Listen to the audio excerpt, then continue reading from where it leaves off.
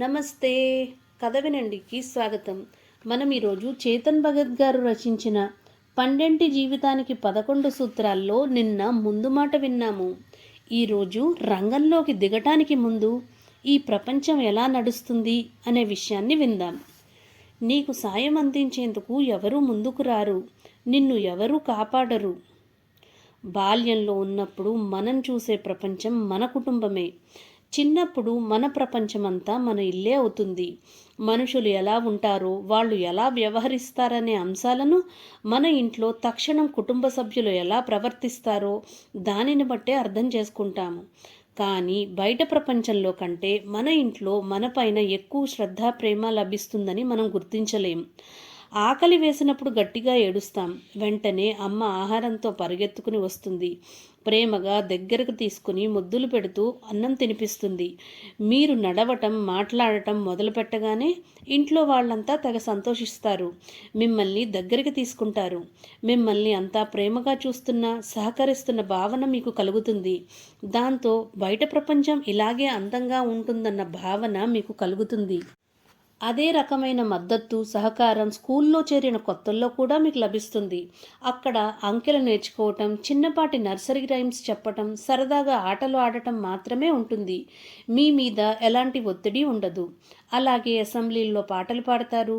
మీ teacher మంచితనం, నిజాయితీ, న్యాయం, దయగా ప్రవర్తించడం వంటి నైతిక విలువలకు సంబంధించిన పాఠాలను మీకు నేర్పుతారు. మీరు పెద్దవుతున్న కొద్దీ చాలా విషయాలు నేర్చుకుంటారు.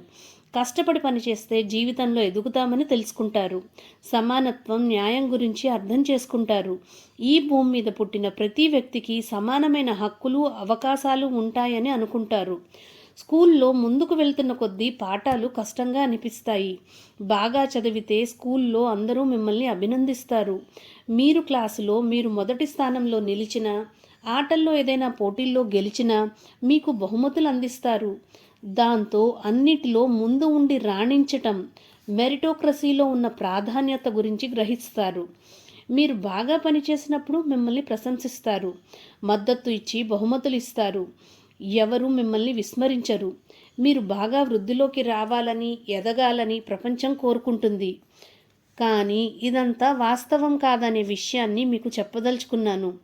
నిజంగా ఈ విలువలన్నీ ఉండాలని ప్రజలు కోరుకోవటం మాత్రం యథార్థం. అవి ఉన్నాయని కొందరు అంగీకరిస్తారు. ఇదంతా ప్రపంచాన్ని పైనుంచి చూడటం. అంతా సమతలంగా ఉంటుంది.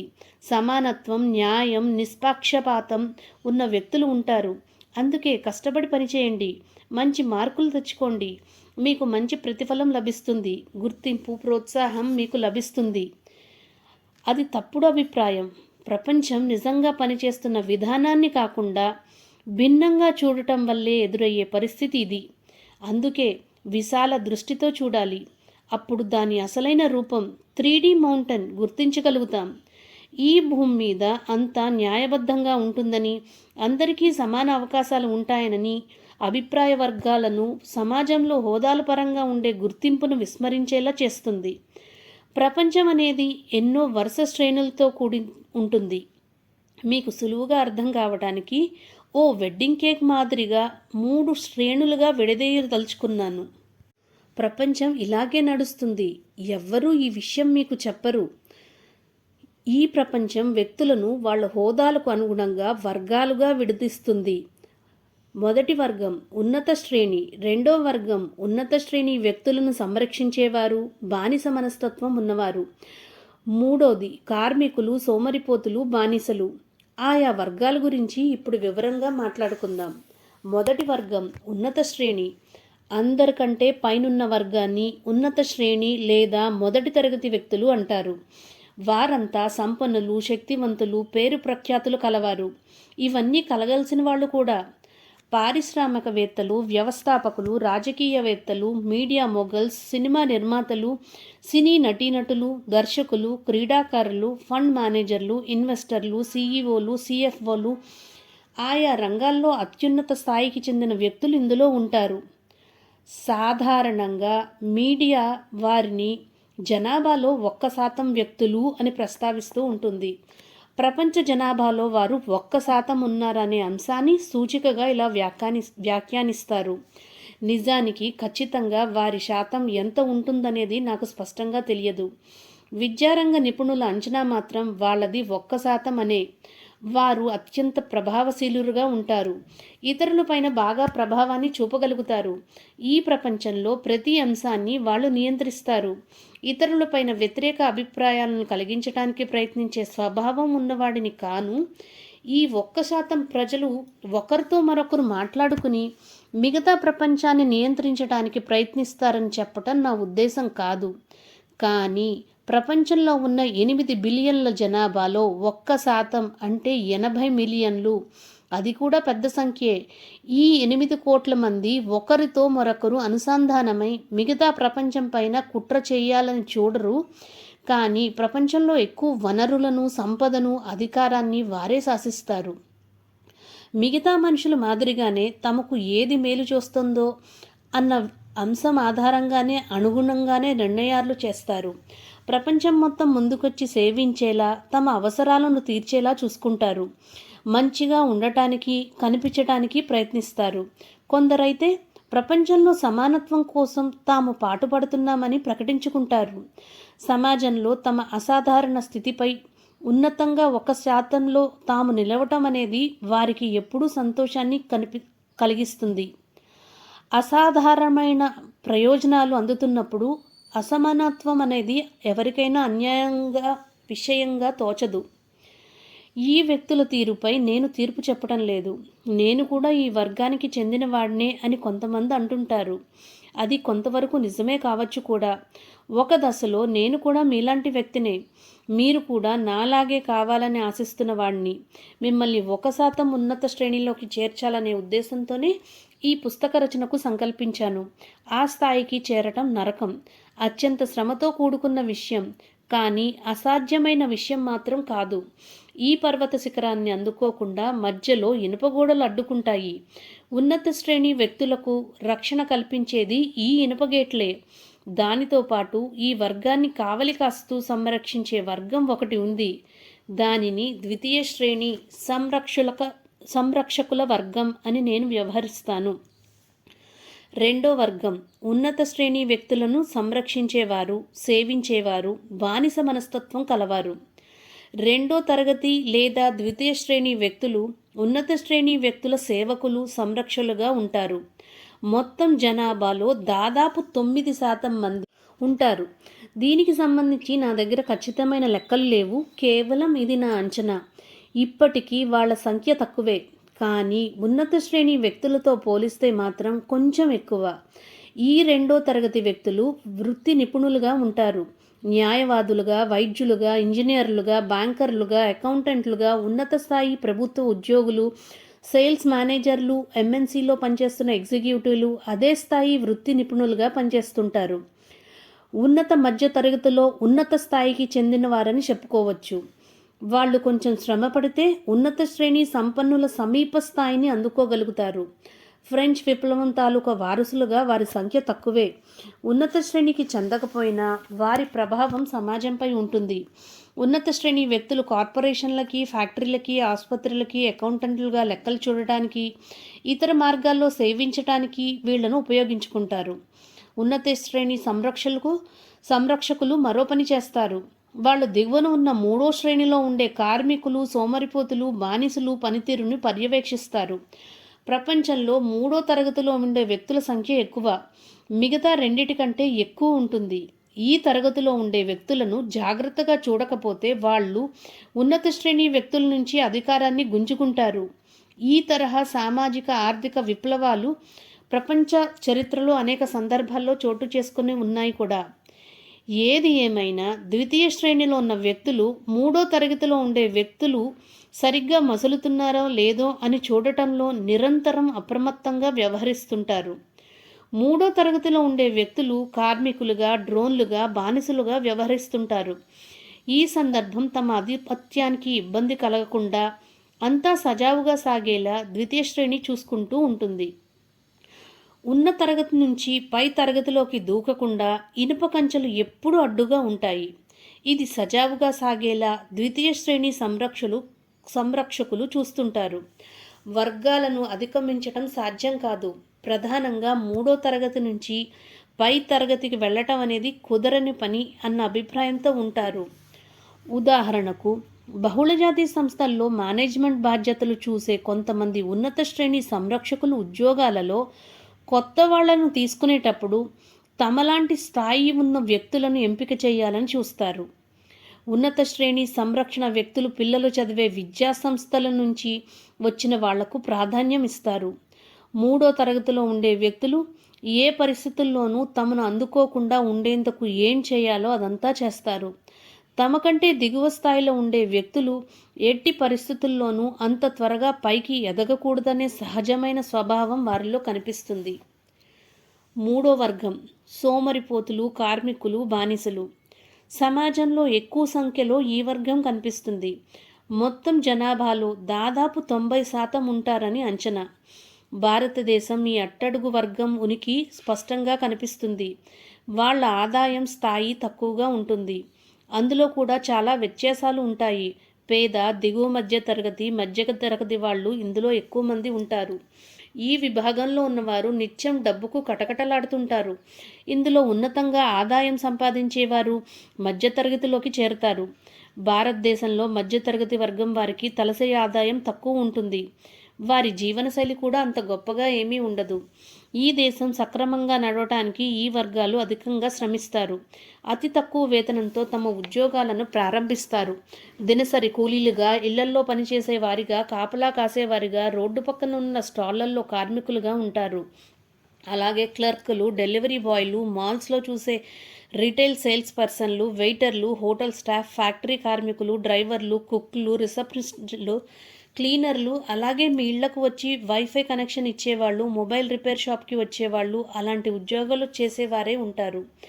ఈ వర్గంలో ఉండేవారు కేవలం తమ అవసరాలకు సరిపోయినంత మాత్రమే సంపాదించుకోగలుగుతారు.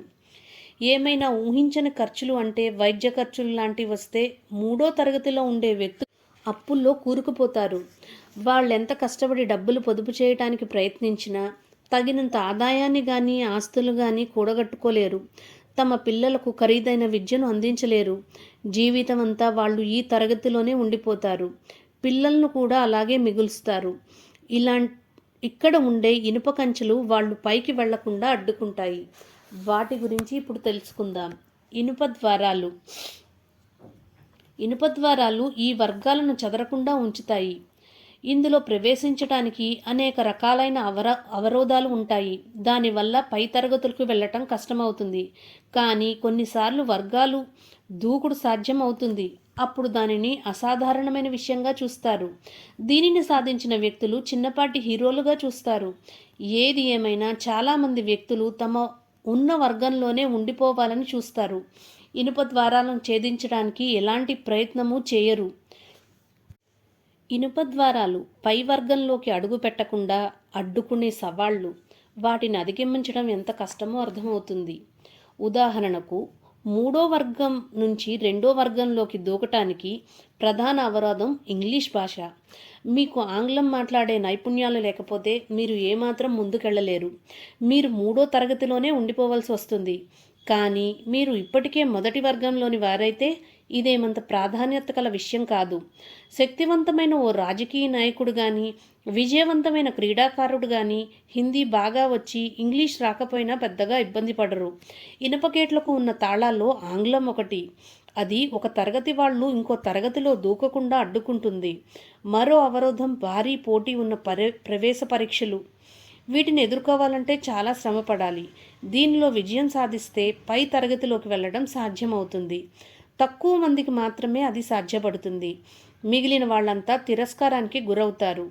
ఈ భయంకరమైన పరీక్షలను ఎదుర్కోవటానికి తమ శక్తిని, తమకు ఉన్న వనరులను పూర్తిగా కోల్పోతారు. వాటితో పాటు శరీర భాష, సాంస్కృతిక అంశాలు, అందరినీ కలుపుకొని వెళ్ళగల స్వభావం, ఉద్యోగ అవకాశాలు పొందగలగటం వంటివన్నీ ఇనుపగేట్లుగా మారతాయి. అట్టడుగు వర్గాల వారి నుంచి, ఉద్యోగాల నుంచి, అవకాశాల నుంచి దూరం చేస్తాయి.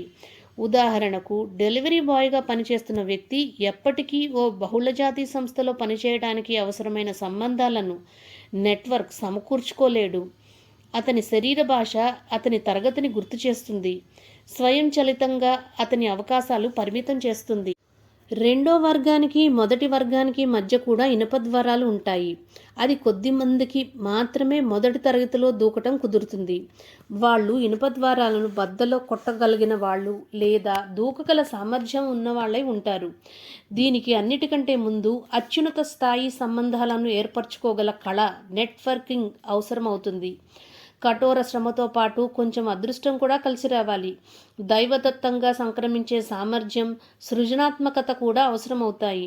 తమ సంఖ్య చాలా తక్కువగా, ప్రత్యేకంగా ఉండాలని మొదటి తరగతి వ్యక్తులు కోరుకుంటారు. తాము తర్వాత తమ పిల్లలు మాత్రమే మొదటి తరగతిలో ఉండాలని చాలామంది కోరుకుంటారు. సాధారణంగా అదే సంభవిస్తూ ఉంటుంది కూడా. మీ లక్ష్యం ఈ అడ్డుగోడలను అధిగమించి పై వర్గంలోకి చేరటం. మొదటి వర్గంలో పుడతారా లేకపోతే 2-3 వర్గాల్లో అనేది ఎప్పుడూ మీ చేతిలో ఉండదు. అయితే మీరు పుట్టిన తరగతిలోనూ మిమ్మల్ని బంధించడానికి ఈ సమాజం నిరంతరం పనిచేస్తూ ఉంటుంది. పైగా దానిని అధిగమించడం అసాధ్యం కావటంతో చాలామంది ప్రాథమికంగా మనుగడ సమస్యను ఎదుర్కొంటూ ఉంటారు. విధిని తిట్టుకుంటూ తమ కర్మ ఇంతే, దక్కేది ఇంతేనని అన్నిటికీ సర్దుకుపోతూ ఉంటారు. కానీ ఇటీవల సాంకేతికంగా చాలా మార్పులు వచ్చాయి. ఈరోజు మీరు ఏ తరగతి చెందిన వ్యక్తి అయినా సరే ఉన్నత శ్రేణిలో వ్యక్తుల జీవనశైలిని తెలుసుకోగలుగుతారు. సామాజిక మాధ్యమాలు అందుకు దోహదం చేస్తున్నాయి. దేశంలో సంపన్నులు, పేరు ప్రఖ్యాతులు పొందిన వ్యక్తులు, ప్రభావశీలులు విహారయాత్రలకు ఏ ప్రదేశాలకు వెళ్తున్నారు, ఏ కార్లను వినియోగిస్తున్నారు, ఎలాంటి ఆహారం భుజిస్తున్నారు, ఎలాంటి ఇళ్లల్లో నివాసం ఉంటున్నారు అన్న అంశాలను సంపూర్ణంగా తెలుసుకోగలుగుతున్నాం. చాలామందికి వాటి గురించి తెలుసుకోవటం వినోదంగా ఉంటుంది. ఒకవైపు కష్టాలను అనుభవిస్తూ ఇలా వినోదించటం అనేది వికృతమైన ధోరణి. తాము విహారయాత్రలకు లండన్కు వెళ్ళలేమని, మెర్సిడీస్ బెంజ్లో ఎస్యూవీలో ప్రయాణించలేమని చాలామంది ప్రజలకు తెలుసు. అలాంటి జీవితాన్ని గడుపుతున్న తమ అభిమాన నటుడిని చూసి సంతోషిస్తూ ఉంటారు. ఒకవైపు బిర్యానీ, ఫుడ్ డెలివరీలు చేస్తూ మాల్దీవుల రిసార్ట్లో సేదతీరుతున్న తమ అభిమాన హీరోయిన్ని చూడగలుగుతాడు. ముంబై లోకల్లో పనిచేసే ఒక అకౌంటెంట్ ఆస్ట్రేలియా స్పాలో శరీర ఆకృతికి మెరుగులు దిద్దుకుంటున్న తమ అభిమాన నటుడిని చూడగలుగుతాడు. అకౌంటెంట్గా కొత్తగా ఉద్యోగంలోకి ప్రవేశించిన వ్యక్తి జీవితంలో ఆశించగలిగింది అదే. జీవితంలో కింద మీద పడి కష్టపడుతూ పై తరగతి వెళ్ళటానికి సతమతమయ్యే వ్యక్తి చేయగలిగింది అంతవరకే. ప్రపంచం ఈ తీరులోనే పనిచేస్తుంది. మీరు సమానత్వం, సమాన అవకాశాలు, మంచి చేసిన వాళ్ళకి అంతా మంచే జరుగుతుంది లాంటి నమ్మకాలు కలిగిన వ్యక్తి అయితే మీరు మూర్ఖుల కిందే లెక్క. మీరు ఓ తరగతిలో జన్మించారు, మీరు అదే తరగతిలో కొనసాగాలి. వర్గాల శిఖరంలో మీరు అదే స్థానంలో ఉండాలి. మీరు ఎదగడానికి ప్రయత్నించారా? ఇనుప ద్వారాలు మిమ్మల్ని అడ్డుకుంటాయి. ఆ దెబ్బకు వెనక్కి వచ్చి పడతారు. అది సముచితం కాదు. నిజానికి అది చాలా అన్యాయం. అది ఆలంబనగా నిలిచేది కాదు, మోసపూరితం, నిజాయితీ లేని వ్యవహారం. ఇప్పుడు మీకు ఓ విషయం అర్థమై ఉంటుంది. మీ కళ్ళు తెరుచుకుని ఉంటాయి. పర్వత శిఖరం పైనుంచి చూసి అంతా సమంగా వంకర టింకరగా ఉన్న దృశ్యం కాకుండా 3Dలో సక్రమంగా చూడటం నేర్చుకుంటారు. మరెవరి కంట పడకుండా మెల్లగా కొండలు, గుట్టలను ఎగబాగగలుగుతారు. మీరు అడ్డంకులను అధిగమించి బలవంతంగా ఇనుప గేట్లను బలవంతంగా తెరవగలరు. ఇందుకు వర్గం అన్న పర్వత శిఖరాన్ని చేరే వరకు అధిరోహించటం మీ జీవిత లక్ష్యం కావాలి. భారతదేశంలో ఔకాద్ అన్న పదం ఉంది. దానికి ఆంగ్లంలో నామార్థకం, సమానార్థకం, హోదా అనేది కొంతవరకు దగ్గరగా ఉంటుంది. విజయాన్ని సాధించాలంటే తరగతిని దాటాలి. మీ ఔకాత్ను అధిగమించాలి. మీరు కూడా ఔకాత్ను అధిగమిస్తే ఊహించిన స్థాయికి చేరుతారు. అది ఏ స్థాయి అనేది మీరు కూడా అంచనా వేయలేరు. మీరు ఈ అత్యున్నత స్థితికి చేరగలిగినా చేరలేకపోయినా కానీ ఒక్క విషయం మాత్రం సుస్పష్టం. మీరు పూర్తి సామర్థ్యాన్ని వినియోగించుకోగలుగుతారు. అత్యుత్తమంగా మిమ్మల్ని మీరు నిరూపించుకోగలుగుతారు. మీరు ఉత్తమ స్థానానికి చేరతారా లేదా కానీ మెరుగైన స్థాయికి మాత్రం తప్పనిసరిగా చేరుకోగలుగుతారు. మీరు మరింత విలువైన జీవితాన్ని సొంతం చేసుకోగలుగుతారు. ఇదంతా అన్వేషణ. సముద్రంలో షార్కులతో పోరాడుతూ ప్రశాంతమైన, సుందరమైన తీరాన్ని చేరేందుకు సాగించే ప్రయత్నంలాగా ఉంటుంది. అది ఎప్పుడూ కఠినంగా సాగుతుంది. జీవితాన్ని వృధా చేయడం కంటే అలాంటి ప్రయత్నం, పోరాటం చేయటం అనేది మెరుగు. పురోగమనం లేదా అభివృద్ధిని సాధించడం అనే దానిలో వేదన ఉంటుంది. స్తబ్దతలో, పతనంలో జీవించడంలో అంతకంటే మించిన వేదన ఉంటుంది. మంచిగా ఉండటం కష్టం, అంతకంటే కష్టం విఫలమైన జీవితాన్ని గడపడం. అది కష్టమైన వేదనను తొలగించుకోవటానికి ప్రయత్నించండి. ప్రగతి మార్గాన్ని ఎంచుకున్నందుకు మీకు అభినందనలు. మీ వెంటే నేను ఉంటాను. ఈ కఠినమైన పోరాటానికి మిమ్మల్ని సంసిద్ధులను చేస్తాను. మీరు గెలిచి మంచి ప్రతిఫలాన్ని అందుకునేలా చూస్తాను. విజయం, ఉల్లాసం, సంతోషంలో కూడిన జీవితం అందుకునేలా చూస్తాను. రాబోయే అధ్యాయాల్లో విజయానికి, జీవితానికి సంబంధించిన 11 సూత్రాలను తెలియజేస్తాను. మీరు గెలవదలుచుకుంటే వాటిని మీరు అనుసరించాలి. ఈ రహస్యాలను మీకెవ్వరూ చెప్పరు, ఎందుకంటే ఇతరులకు మీ గురించి పట్టదు. కానీ అందరినీ పట్టించుకునే వాడిని గనక ఈ పుస్తకాన్ని రాశాను. దీన్ని చదవండి, అర్థం చేసుకోండి. పూర్తి అంకిత భావంతో, నిష్ఠతో ఈ జీవిత సూత్రాలను ఆచరించండి. ఈ పుస్తకాన్ని ఇంకో సాధారణ అంశంగా చూడొద్దు. పనికి మాలిన ఇన్స్టా రీల్లలాగా, స్ఫూర్తినిచ్చే యూట్యూబ్ వీడియోలాగా, పోస్టర్ల పైన చదివే సూక్తుల మాదిరిగా చూడొద్దు. వాటిని రూపొందించడానికి కొన్ని నిమిషాలు మాత్రమే పడుతుంది. ఈ పుస్తకం రూపొందించడానికి నాకు నా 5 దశాబ్దాల జీవితం అవసరమైంది. చాలా నిడివితో ఉంది కాబట్టి చదవలేం. ఇంటర్నెట్ పరిభాషల్లో దాన్ని TL, too lengthy, DR, did, not read అని వ్యవహరిస్తారు అని క్లుప్తమైన తక్షణ సమీక్షలకు, చిన్నపాటి శీర్షికలతో చదివి సరిపెట్టుకోవాలని ఆరాటపడొద్దు. అంతకంటే నాకు సమయం లేదు. నేను నిజమైన పాఠకుడు కాదు అనుకుంటే వెంటనే ఆగిపోండి. ఇక్కడే ఆగిపోండి. దీనిని ఇప్పుడే పక్కన పెట్టి సగటు ప్రేక్షకునిగా జీవితంలో తక్షణ ఆనందాలను అంచే విషయాలపైకి మళ్లించండి. మీరు జీవితంలో ముఖ్యమైన అంశాలను గుర్తించాలంటే ఏకాగ్రత, శ్రద్ధ, కష్టపడి పనిచేసే తత్వం ఉండాలి. వాటిని విస్మరించినప్పుడు మీరు ఏం సాధించగలరు? మీ జీవితాన్ని నేను సమూలంగా మార్పు చేయగలను. ఇతరులు ఇవ్వలేనిది మీకు ఇస్తాను. మీరు ఆయా అంశాలపైన సక్రమంగా దృష్టి పెట్టాలని, నిబద్ధతగా వాటిని పాటించాలని మిమ్మల్ని కోరుతున్నాను. ప్రధానమైన అంశాలు: ఇంట్లో మీరు పెరిగిన వాతావరణం, స్కూలు, కాలేజీల్లో ఉండే పరిస్థితులకు భిన్నంగా బయట ప్రపంచం ఉంటుంది. ఇక్కడ అర్హతలు, సమానత్వం, బాగా కష్టపడటం, వాస్తవ పరిస్థితులు, అందరికీ సమాన అవకాశాలు అన్నవి పూర్తిగా పనిచేయవని తెలుసుకోండి. ప్రపంచాన్ని అర్థం చేసుకోవటానికి ఇది తొలి అడుగు. ప్రపంచం అంతా మొత్తం వర్గాలు, హోదాలు పరంగా గౌరవం మేరకు నడుస్తుంది. ఒక శ్రేణి నుంచి ఇంకో శ్రేణిలోకి వెళ్ళటం అనేది చాలా కష్టం. అన్ని రకాల అవకాశాలు పుష్కలంగా పొందిన వాళ్లకు అసమానత్వం అనేది పెద్దగా పట్టించుకోవాల్సిన అంశంగా కనిపించదు. ఈ వర్గ భేదాలను బద్దలు కొట్టాలంటే చాలా శ్రమ అవసరం అవుతుంది. కదలిక లేకుండా స్తబ్దుగా, అసంతృప్తితో అలాగే గడిపేస్తారా? దీన్ని అధిగమించి ముందుకు వెళ్ళటానికి శ్రమ పడతారా అనేది నిర్ణయించుకోవాల్సింది మీరే. మీరు చెప్పింది నాకు బాగా నచ్చింది అన్నాడు విరాజ్. 100% నేను శ్రద్ధ పెడతాను. ఎంత కష్టమైనా భరిస్తాను. మంచిది. నువ్వేం కావాలనుకుంటున్నావు? నేను మొదటి వర్గంలో చేరాలనుకుంటున్నాను. ప్రస్తుతం 3వ వర్గంలో ఉన్నాను. మా నాన్న అంతే. తను ఫ్యాక్టరీ కార్మికుడు. ఆయన తండ్రి కూడా ఇదే వర్గంలో ఉండేవారు. నువ్వు అంత గెంతగలవా? దానికి అవసరమైన కష్టాన్ని భరిస్తావా? ప్రయత్నిస్తాను. కానీ నేను ఎక్కడ ప్రారంభించాలి, ఎలా ముందుకు వెళ్ళాలో చెప్పండి. నేను చెప్తాను. నువ్వు మళ్ళీ రేపు లంచ్ తీసుకుని రావాలి. విరాజ్ను తలుపు దగ్గర వరకు పంపాను. కానీ విరాజ్ చెప్పటం ముగించే లోపల నేనే మధ్యలో అందుకున్నాను. రేపు చైనీస్, రాయల్ చైనా బాగుంటుందా? అక్కడ ఆర్డర్ చేద్దాం అని నవ్వుతూ అతనికి వీడ్కోలు పలికాను. విభ్రాంతికి లోనవుతూ అక్కడి నుంచి కదిలాడు విరాజ్. రేపటి శీర్షికలో 1వ సూత్రాన్ని తెలుసుకుందాము.